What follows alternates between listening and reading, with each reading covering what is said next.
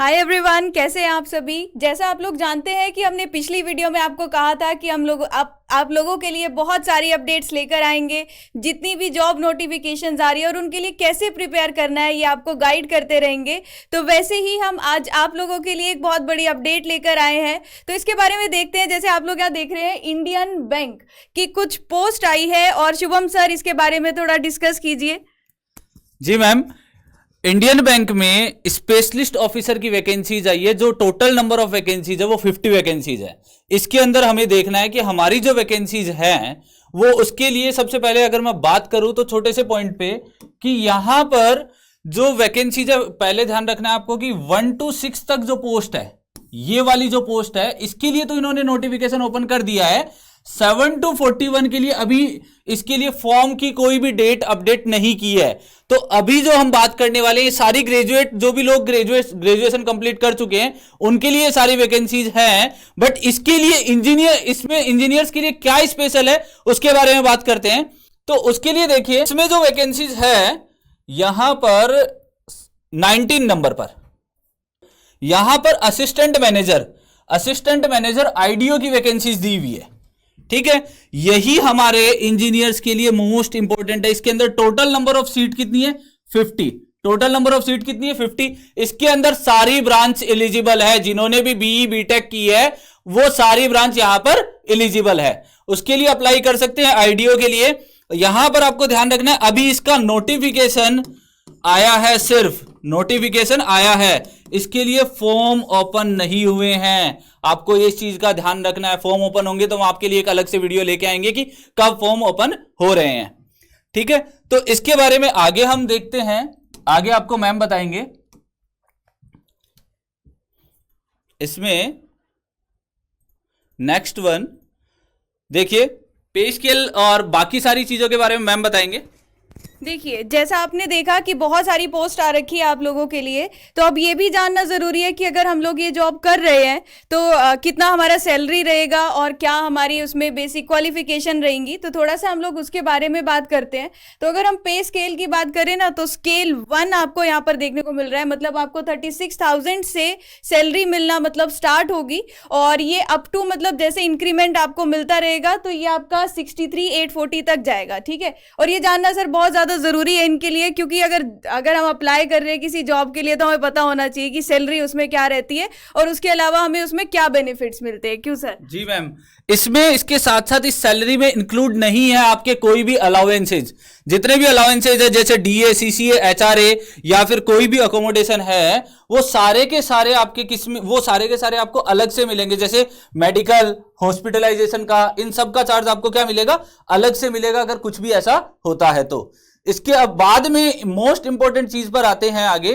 Next ma'am आगे चलिए। As की बात, हाँ, इसमें एज लिमिट और उसकी बात करते हैं। ठीक है, देखिए सबसे पहले तो ये 90 नंबर पर है। ठीक है, असिस्टेंट मैनेजर। तो अगर हम लोग एज की बात करें तो मिनिमम एज इज 21, यहाँ पर आप देख रहे हो, और मैक्सिमम एज इज 30।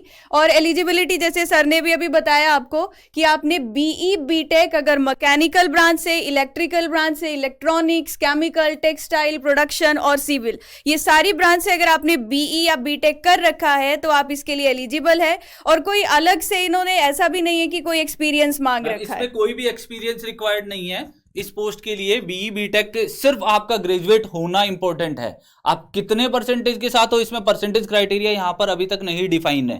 ठीक है, तो इस चीज का ध्यान रखना है। सिर्फ आपको इसमें अप्लाई करना है, क्योंकि इसमें बहुत से लोग अप्लाई कम करते हैं। आपको ध्यान रखना है कि इसमें अप्लाई करना और आपको एग्जाम देना है। इसके बाद में नेक्स्ट इंपॉर्टेंट चीज की बात करें तो इसका सिलेक्शन प्रोसीजर क्या है। ठीक है, तो सिलेक्शन प्रोसीजर में हम बात करते हैं तो देखो, सबसे पहले बात करते हैं कि ये डिपेंड करता है, इसका जो सिलेक्शन प्रोसीजर है वो डिपेंड करेगा नंबर ऑफ एप्लीकेशंस पर।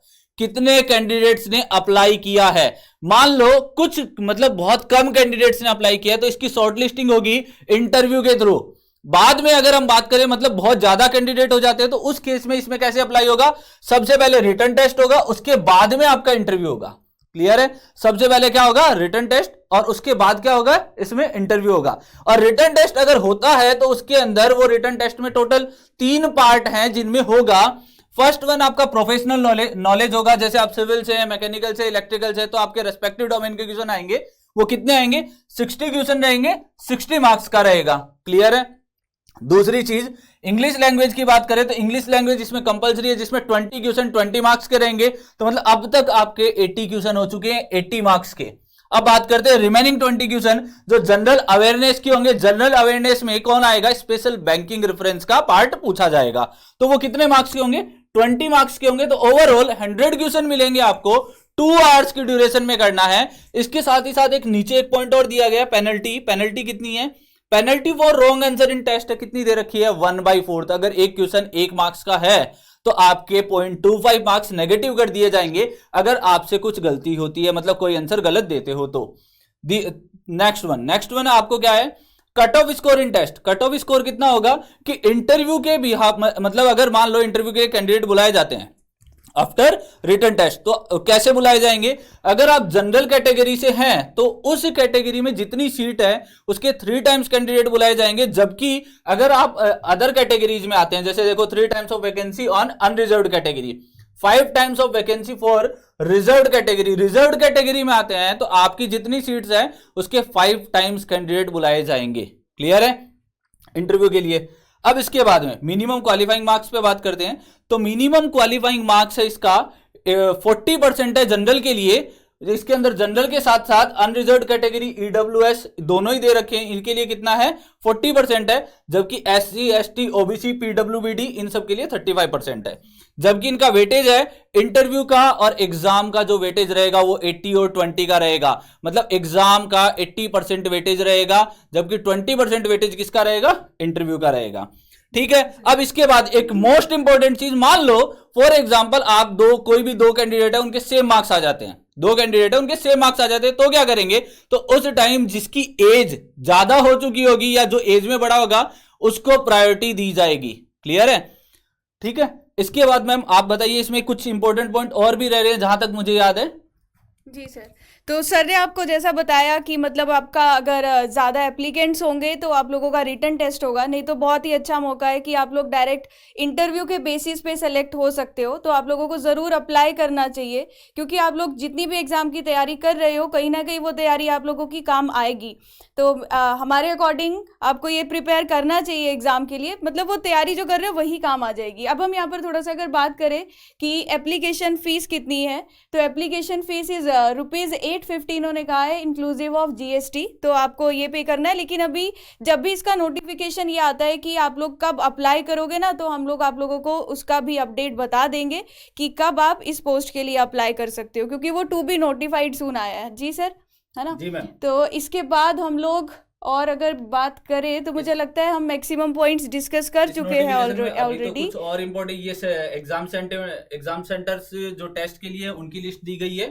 उसके बाद में अगर हम बात करें तो कुछ और इम्पोर्टेंट पॉइंट कुछ रह रहे हैं, नहीं ये पॉइंट यहाँ पर एंड हो चुके हैं। बाकी सारे उसके अंदर जब आप अप्लाई करोगे तब आपको सारी डिटेल दी जाएगी, उसमें क्या क्या बाकी है, कैसे कैसे अप्लाई करना है, सारी डिटेल आपको मिल जाएगी। तो फिर अभी का हम ये सेशन एंड करते हैं, और ऐसे ही जो भी नई अपडेट आएगी और उन एग्ज़ाम्स के लिए कैसे प्रिपेयर करना है, कितने सब्जेक्ट्स पूछे जाते हैं, कितने मार्क्स के आते हैं, तो वो भी हम लोग आपको साथ साथ गाइड करते रहेंगे। आप लोग बस अपनी तैयारी करते रहिए। ऑलरेडी इंजीनियर्स वाला चैनल पर बहुत सारी लाइव क्लासेस चल रही है, जिससे आपको इन सभी एग्ज़ाम्स के लिए एक बहुत ही अच्छी हेल्प मिल सकती है। तो थैंक यू एवरीवन, मिलते हैं अपनी नेक्स्ट वीडियो में। Thank you everyone.